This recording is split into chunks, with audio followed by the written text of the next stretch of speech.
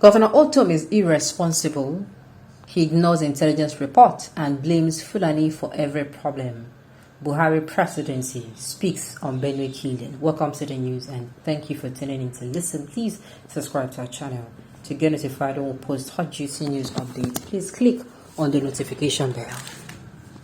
The presidency accused the governor of then neglecting intelligence that would have stopped some of the attacks in the state. The presidency has accused Governor Samuel Autumn of Benue State of politicizing the ongoing killings in the state because of his incompetence.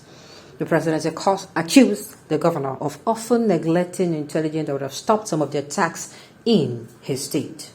A statement by President Muhammadu Buhari's Senior Special Assistant on Media and Publicity, Garba Shehu, said it was because of the governor's incompetence that the people of Benue rejected him and his People Democratic Party, PDP, in favor of a new governor. Reverend Father Hyacinth Ionam Aliyah from Buhari's party, the All Progressive Congress, APC.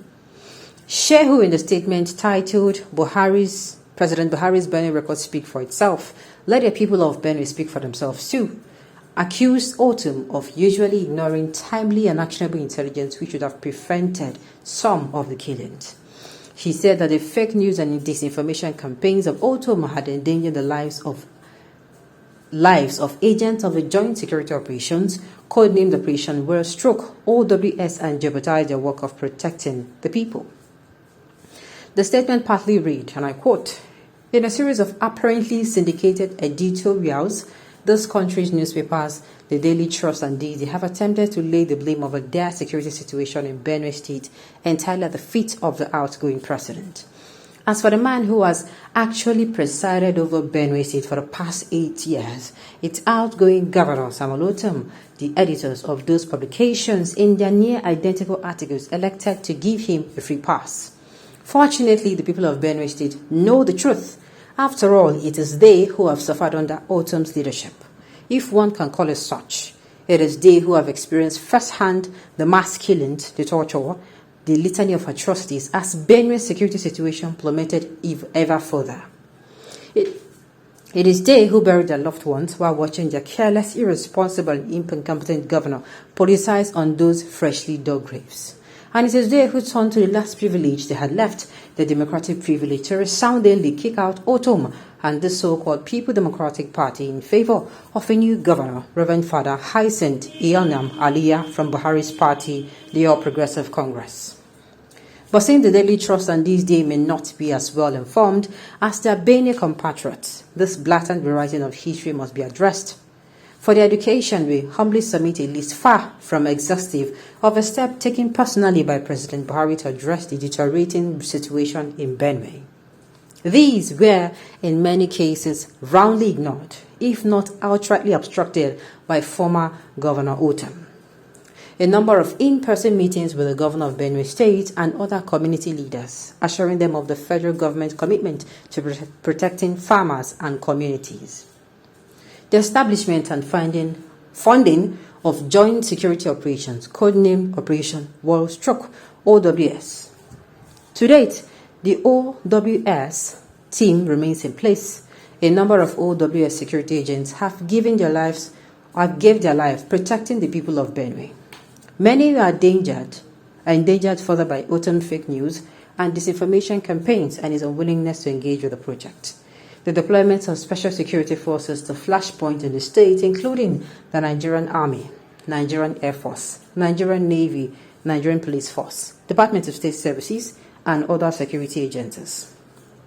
The deployment of an array of Nigerian Armed Force fighter aircraft, Mi-35 helicopter gunships, as well as the intelligence, surveillance, and reconnaissance platforms. The deployment of 10 units of the police mobile force, 10 units of the police special forces, tactical operation units, and aerial surveillance teams, police helicopters. He said there have also been acquisition and deployment of modern military armament. He continued the provision of timely and actionable intelligence to Autumn, which were routinely ignored.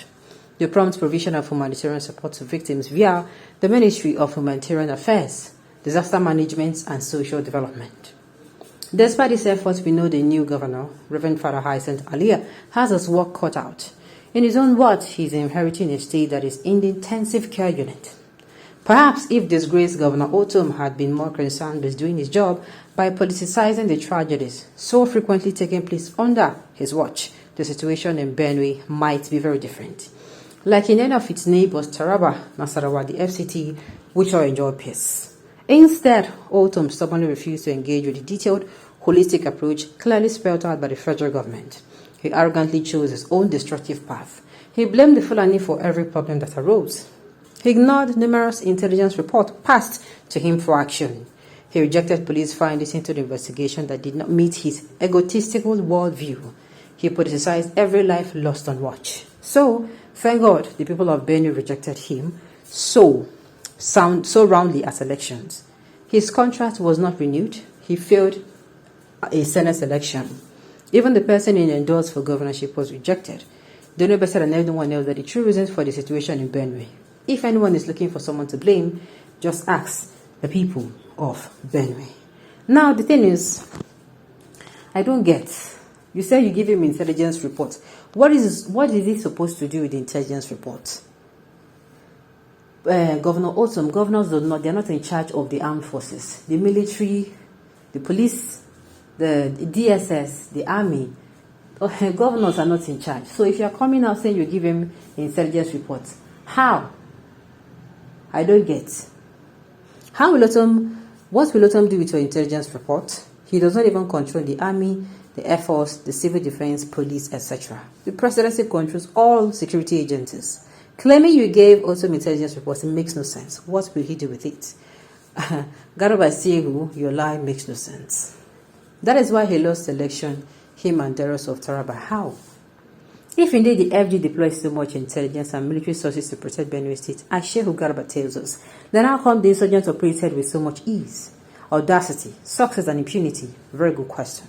Buhari is the Nigeria Chief Security Officer and head of all the cohesive forces that Nigeria possesses. Hence, we ask of what significance is giving Governor Otom intelligence. If Buhari told the governors of Zamfara, Niger, Kogi, Kaduna, Katsina, Nasarawa, Borno, and Plateau State to jump up, they will all yell in unison how high. Yet, their states were not spared the scourge of terrorist and bandit attacks. In anything, if anything at all, Zamfara, Kaduna, and Borno State, all APC states, has respectively become the banditry, kidnapping, and Islamic terrorist capitals of Nigeria, with Buhari being helpless about it.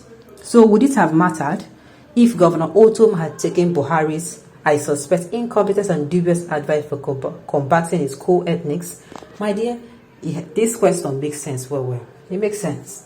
You cannot say you give intelligence reports. You're giving intelligence report to someone who is not even in charge of the armed forces, and you're going back to blame him that you gave him intelligence reports and he did not act on them.